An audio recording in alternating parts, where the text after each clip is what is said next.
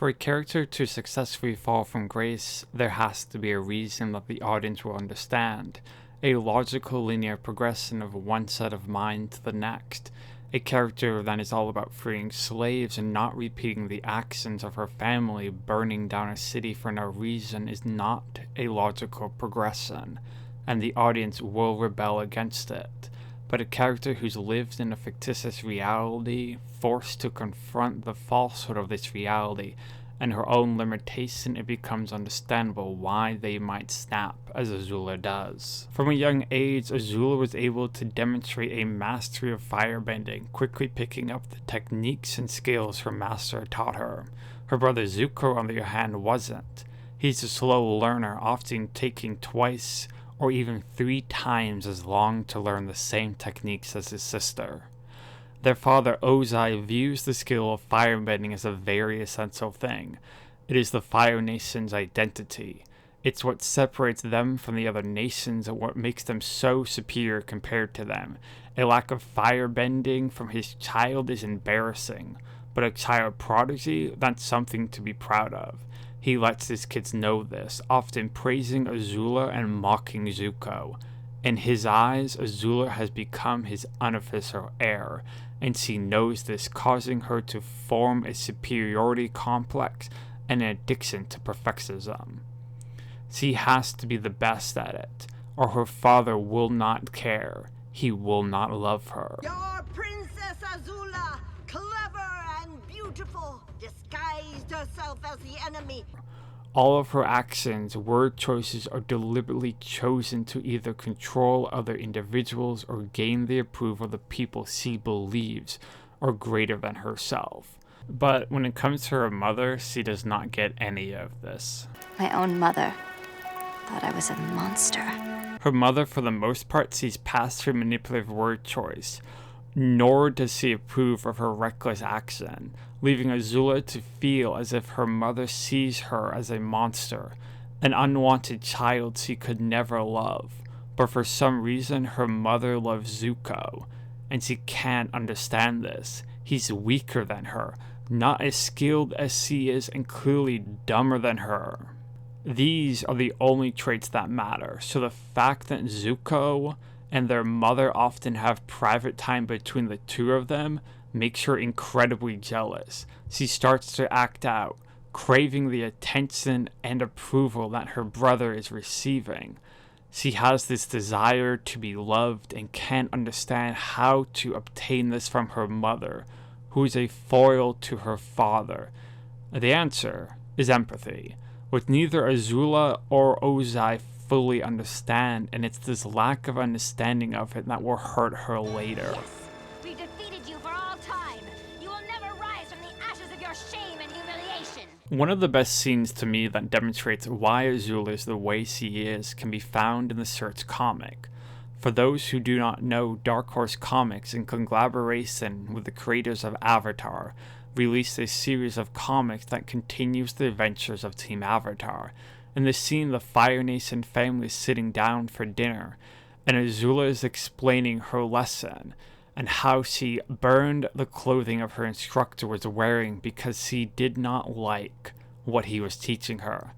Ozai, instead of punishing her, informing her that it is wrong, agrees with her, going so far as telling her that he will send him to the colonies, clearly stating you can do whatever you want because you're powerful. When Zucko is banished after her mother disappears, her status within the Empire grows, becoming the true heir to the throne, but also at the same time making the love of her mother unobtainable.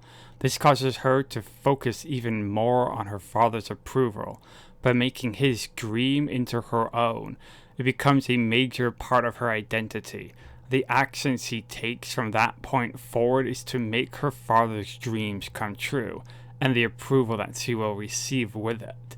And if the actions can be used to torment someone, even better. Killing the Avatar and placing it on her brother is mental warfare at its best, leaving Zucko to worry about his 2-part lie becoming unraveled, not allowing him to fully enjoy what he has desired most, the approval of his father. Unless unless somehow the Avatar was actually alive, all that glory would suddenly turn to shame and foolishness. But you said yourself, that was impossible. What starts Azula's descent to madness is by the betrayal of her two friends, Tylee and May. Although Azula often manipulates both of them, controlling them out of fear, heck, Tylee only joined her because she was going to burn down the safety net that she was trapeding over. Azula believed their friendship to be in her own complicated reality to be genuine, but at best it's almost Stockholmian in nature, a careful balance of compliments and belittling of them, using whichever one to make sure the reality in her head comes to be. This is how she understands to interact with people. Pulling away her addiction to power and the facade that comes with it, you find someone with a complete lack of social norms and understanding, one that does not fully understand the emotional spectrum of people, and the thought process that comes with it. And it's this lack of understanding that is at the root of the betrayal. Azula has never experienced love in the true sense of the word. She does not understand how it affects people and can drive them to take the actions that it does. She's calculated almost everything into her perfect plan, but the love that May feels for Zucko, believing that it was the lesser emotion compared to that of fear.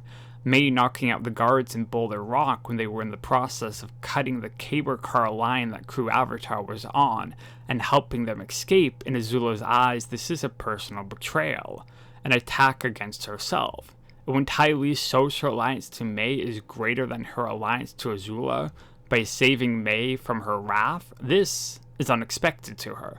Both of them are.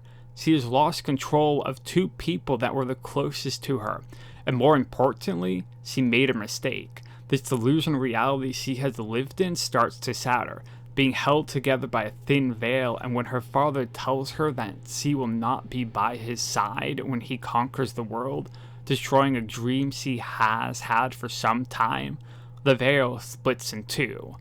She has been betrayed by her friends and her dream robbed of her. She is left alone to let her mind ponder over the events, her mind obsessed with perfectionism, constantly asking where did she go wrong, and each time never finding the answer. Small mistakes like missing a pit in a bowl of cherries, a cruel reminder of her own falsehoods, that she is capable of making a mistake. The realization that betrayal is possible further breaks down her psychosis.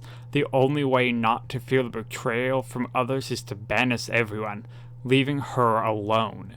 And when she is at the lowest, she starts to focus on her mother, the first person in her eyes that betrayed her, the only one she was never able to get the approval of. All of this is her fault. It must be. And since she cannot exact revenge on her, she focused on that of her brother. The final Agni Kai to Azula is not just a fight between her and Zucko, it's a fight between her and her mother, a way to release herself from the torment of her mother by exacting revenge on the person she loved most. And at the same time, all of her movements are to seek validation, that she is not weaker than Zucko and Katara, despite all that she has been through. She is still stronger than her older brother and a peasant. And when she learns the truth, it breaks her even more. It's easy the first time you watch Avatar to just view Azula as this monster.